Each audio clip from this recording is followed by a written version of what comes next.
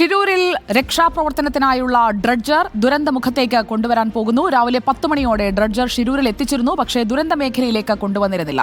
ഇരുമ്പ് തൂണുകളൊക്കെ അഴിച്ചു മാറ്റിയാണ് ഡ്രഡ്ജർ പാലം കടത്തി കൊണ്ടുവന്നത്. ആ തൂണുകളൊക്കെ പുനഃസ്ഥാപിക്കുന്ന പ്രവർത്തനമാണ് രാവിലെയൊക്കെ ഡ്രഡ്ജറിൽ നടന്നത്. യന്ത്രഭാഗങ്ങളുടെ പ്രാഥമിക പരിശോധനയൊക്കെ പൂർത്തിയാക്കി കഴിഞ്ഞു. NDRFന്റെ സംഘവും ഗംഗാവലി പുഴയിലേക്ക് രാവിലെ എത്തി. അവരും പുഴയിൽ ഒരു പ്രാഥമിക പരിശോധനയൊക്കെ നടത്തി നിൽക്കുകയാണ്. അവിടെ നിന്ന് സമഗ്ര വിവരങ്ങൾ നൽകാൻ റിപ്പോർട്ടറിന്റെ വാർത്താ സംഘം തയ്യാറാണ്. ദീപക് മലയമ്മയും AK അഭിലാഷും ഷിരൂരിൽ നിന്ന് തത്സമയം നമുക്കൊപ്പം ചേരുന്നു. Deepak Malayamma, AK Abhilash, good evening. Deepak Malayamma, തെരച്ചിൽ എവിടെ വരെയായി? തെരച്ചിൽ തുടങ്ങിയില്ലേ എന്ന് നിരവധി പ്രേക്ഷകർ അക്ഷമരായി ചോദിച്ചുകൊണ്ടേയിരിക്കുകയാണ്. എന്തുകൊണ്ടാണ് ഈ ഡ്രഡ്ജർ ഉപയോഗിച്ചുകൊണ്ടുള്ള തെരച്ചിലിലേക്ക് കടക്കാത്തത്? ഇനിയും എത്ര സമയം എടുക്കും?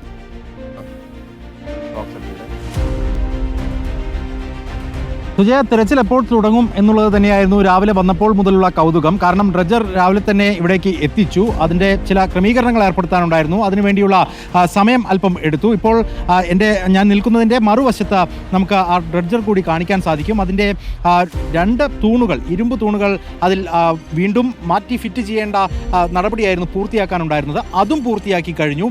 അതിനുശേഷം ഇപ്പോൾ ആ ഡ്രഡ്ജർ നേരത്തെ ഇരുന്നതിൽ നിന്നും മാറി, അല്പം കൂടി മാറി റോഡ് വന്ന് നിൽക്കുന്ന ആ പ്രദേശത്തേക്ക് അഭിമുഖമായി നിർത്തിയിട്ടിരിക്കുകയാണ്. അതായത് ഏതാണ്ട് 12 മണിയോടുകൂടി പൂർണ്ണ പ്രവർത്തന സജ്ജമാക്കി നിർത്തിയിരിക്കുന്ന ഡ്രഡ്ജർ ഇപ്പോഴും ആ ഒരു അപകടം നടന്ന ആ മേഖലയിലേക്ക് മൺതിട്ടയുള്ള പ്രദേശത്തേക്ക് കൊണ്ടുപോകാൻ സാധിച്ചിട്ടില്ല എന്നുള്ളതാണ്. എന്താണ് അതിനുള്ള കാരണം എന്നുള്ളത് നമ്മളിവിടെ ചോദിച്ചിരുന്നു. ആ ഘട്ടത്തിൽ പറയുന്നത് MLA എത്താനുണ്ട്, ഒപ്പം തന്നെ ജില്ലാ ഭരണകൂടവുമായി ബന്ധപ്പെട്ടുകൊണ്ട് കളക്ടർ, ഒപ്പം ജില്ലാ പോലീസ് മേധാവി അടക്കമുള്ള ആളുകൾ ഇവിടേക്ക് എത്തിയാൽ മാത്രമേ ഇവിടെ നിന്നും ഇനി ഡ്രഡ്ജർ മാറ്റാൻ സാധിക്കൂ എന്നുള്ളതാണ് ഒരു മറുപടിയായി വന്നിരിക്കുന്നത്. നേരത്തെ എങ്ങനെയായിരുന്നോ തുടക്ക സമയത്തൊക്കെ നമ്മൾ പറഞ്ഞിരുന്നത്, അതായത് ഈ ഒരു രക്ഷാദൗത്യവുമായി ബന്ധപ്പെട്ടുകൊണ്ട് വലിയ രീതിയിലുള്ള വീഴ്ചകളുണ്ട് എന്നുള്ളത് വളരെ വ്യക്തമായി തന്നെ നമ്മൾ എടുത്തു പറഞ്ഞിരുന്നു. അതിൻ്റെ മറ്റൊരു കാഴ്ച കൂടി ഇവിടെ കാണേണ്ടി വരുന്നു എന്നുള്ളതാണ് ഏറ്റവും പ്രധാനപ്പെട്ട കാര്യം. ഇന്ന് രാവിലെ മുതൽ ചെറിയ രീതിയിലുള്ള മഴയുണ്ടായിരുന്നു. പക്ഷേ പിന്നീട് ആ മഴ പൂർണ്ണമായും മാറി നിൽക്കുകയും കാലാവസ്ഥ വളരെ അനുകൂലമാവുകയും ചെയ്തിട്ടുണ്ട്. പക്ഷേ അപ്പോഴും ആ ഒരു മണ്ണ് നീക്കം സാധ്യമാക്കുന്ന തരത്തിലേക്ക് ആ ഡ്രഡ്ജറിൻ്റെ ഉപയോഗം കൊണ്ടുവരാൻ സാധിച്ചില്ല എന്നുള്ളതാണ് ഏറ്റവും പ്രധാനപ്പെട്ട കാര്യം. ഞാനിപ്പോൾ നടക്കുന്നത് ഗംഗാവലി നദിയുടെ നമ്മൾ നേരത്തെയൊക്കെ കണ്ടിരുന്ന കുത്തിയൊലിച്ച് ജലമൊഴുകിയിരുന്ന പ്രദേശത്തു കൂടിയാണ്. അതായത് ഇതിപ്പോൾ കരയായി മാറിയിരിക്കുന്നു എന്നുള്ളതാണ്. ഇന്ന് രാവിലെ നമ്മൾ ഈ ഒരു മേഖലയിൽ നോക്കുമ്പോൾ വേലിയേറ്റമുള്ള ആ സമയത്ത് ഏതാണ്ട് ഇത്രത്തോളം ഏരിയയിലേക്ക്, അതായത് ഈ ഒരു ഏരിയയിലേക്കൊക്കെ വെള്ളമുണ്ടായിരുന്നു.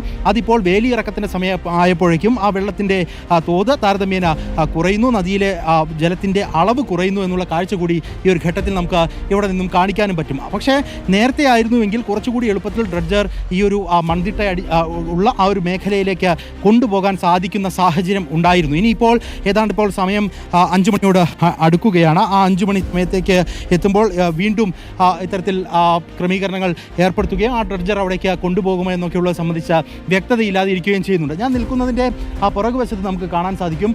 അവിടെയാണ് സ്പോട്ട് 1, 2, 3 എന്ന് രേഖപ്പെടുത്തുകയും പിന്നീട് ഇന്നലെ നേവിയുടെ സംഘം എത്തി അവരുടെ ഭാഗത്ത് നിന്ന് ലോഹ സാന്നിധ്യമുണ്ട് എന്ന് കണ്ടെത്തിക്കൊണ്ട് ഒരു സ്പോട്ട് കൂടി രേഖപ്പെടുത്തുകയും ഒക്കെ ചെയ്ത ആ പ്രദേശമുള്ളത്. ആ പ്രദേശത്തേക്ക് ഈ ഡ്രഡ്ജർ എത്തിക്കുകയും നേവിയുടെയൊക്കെ നേതൃത്വത്തിൽ ഒരു പരിശോധന നടക്കുകയും ഒക്കെ വേണം. അതിനുശേഷം മാത്രമേ മണ്ണ് നീക്കം സാധ്യമാകൂ എന്നുള്ളതാണ്.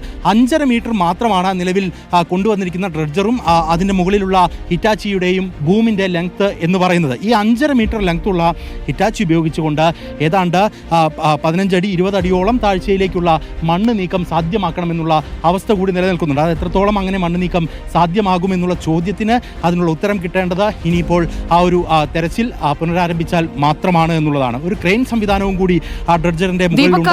ഒരു കാര്യം ചോദിച്ചോട്ടെ, അവിടേക്ക് ഉത്തര കന്നഡ ജില്ലാ കളക്ടർ അടക്കം വൈകിട്ടോടെ എത്തുമെന്നാണ് പറയുന്നത്. ഇപ്പോൾ 4 മണി കഴിഞ്ഞ് 51 മിനിറ്റ് ആയിരിക്കുന്നു. അവിടെ അധികൃതർ ആരെങ്കിലും എത്തിയിട്ടുണ്ടോ? നമ്മുടെ അഭിലാഷ് അവിടെ ഡ്രഡ്ജറിന്റെ അടുത്ത് രാവിലെ മുതൽ തന്നെ നിൽക്കുന്നുണ്ട്. അധികൃതർ ആരെങ്കിലും എത്തിയിട്ടുണ്ടോ ദീപക്? റവന്യൂ വകുപ്പ് ഉദ്യോഗസ്ഥരൊക്കെ നേരത്തെ എത്തിയിട്ടുണ്ടായിരുന്നു. അവരൊക്കെ എത്തുമ്പോഴും MLA ഉൾപ്പെടെയുള്ളവർ ഇവിടേക്ക് എത്തുമെന്നായിരുന്നു അറിയിച്ചിരുന്നത്. രാവിലെ തന്നെ വിശ്വാസപ്രകാരമുള്ള അല്ലെങ്കിൽ ആചാരപ്രകാരമുള്ള പൂജാവിധികളൊക്കെ പൂർത്തിയാക്കിയതിന് ശേഷമാണ് ഈ ഡ്രഡ്ജർ ഇവിടെ പൂർണ്ണമായും സജ്ജമായിരിക്കുന്നത് എന്നുള്ളൊരു പ്രത്യേകതയുണ്ട്. അതിനിപ്പോൾ ആ മേഖലയിലേക്ക് പോയി മണ്ണ് നീക്കം സാധ്യമാകുകയാണെങ്കിൽ 3 ദിവസമാണ് നേരത്തെ ജില്ലാ ഭരണകൂടം ഈ ഒരു ഡ്രഡ്ജർ ഇവിടെ പ്രവർത്തിപ്പിക്കുന്നതിന് വേണ്ടി സമയം നൽകിയിരിക്കുന്നത്. അതിന് ഇനി കൂട്ടി നൽകുമോ എന്നുള്ളത് സംബന്ധിച്ച വ്യക്തത നമുക്കില്ല. അത് 10 ദിവസം വരെയൊക്കെ ആവശ്യമെങ്കിൽ സേവനം നൽകാൻ തയ്യാറാണ് എന്നുള്ളത് ഡ്രഡ്ജറിൻ്റെ ഒരു കമ്പനി അറിയിച്ചിട്ടുണ്ട്. പക്ഷേ 3 ദിവസമാണ് നിലവിൽ ഉടമ്പടി ഉണ്ടാക്കിയിരിക്കുന്നത്. ആ 3 ദിവസം കൊണ്ട് ഇത്രയേറെ മണ്ണ് നീക്കൽ സാധ്യമാകുമോ എന്നുള്ള ചോദ്യം നിലനിൽക്കുന്നുണ്ട്. പക്ഷേ മറ്റു ഉദ്യോഗസ്ഥരൊന്നും തന്നെ ഈ ഒരു ഘട്ടത്തിൽ ഇവിടേക്ക് എത്തിയിട്ടില്ല. പതിവ് പോലെ തന്നെ പോലീസുകാരെ വിന്യസിച്ചിട്ടുണ്ട്. ഒപ്പം തന്നെ ആ മണ്ണ് ഇടിഞ്ഞു വീണ പ്രദേശത്ത് പ്രത്യേകം ഒരു പന്തലൊക്കെ കെട്ടി തയ്യാറാക്കി അവിടെ കുറച്ച് പോലീസുകാരെ വിന്യസിക്കുന്ന സാഹചര്യം ഉണ്ടായിട്ടുണ്ട്. എന്നുള്ളതിനപ്പുറത്തേക്ക് മറ്റൊരു രീതിയിലുള്ള ഇടപെടലും ഉണ്ടായിട്ടില്ല. രാവിലെ NDRF സംഘം ഈ മേഖലയിൽ എത്തുകയും ഡിങ്കി ബോട്ട് ഉപയോഗിച്ചുകൊണ്ട് ആ മൺതിട്ടയുടെയൊക്കെ സമീപത്ത് കൂടി ഒരു സഞ്ചാരം ദീപക്, ഞാനൊന്ന് ഡ്രഡ്ജറിനടുത്തേക്ക് പോവുകയാണ്. ഡ്രഡ്ജറിനടുത്ത് നമ്മുടെ AK അഭിലാഷ് നിൽക്കുന്നുണ്ട്. AK അഭിലാഷ്, ഡ്രഡ്ജർ ഉപയോഗിച്ചുകൊണ്ട് രാവിലെ 8 മുതൽ വൈകിട്ട് 6 വരെ ഡ്രഡ്ജിംഗ് ഉണ്ടാകുമെന്നാണ് കമ്പനി അറിയിക്കുന്നത്. ഈ ഡ്രഡ്ജർ കമ്പനിയുടെ MD മഹേന്ദ്ര ഡോഗ്രെ പറഞ്ഞതായി മനസ്സിലാക്കാൻ കഴിഞ്ഞത് അങ്ങനെയാണ്. 3 ദിവസത്തെ കരാറിൽ ഏർപ്പെട്ടിട്ടുമുണ്ട്.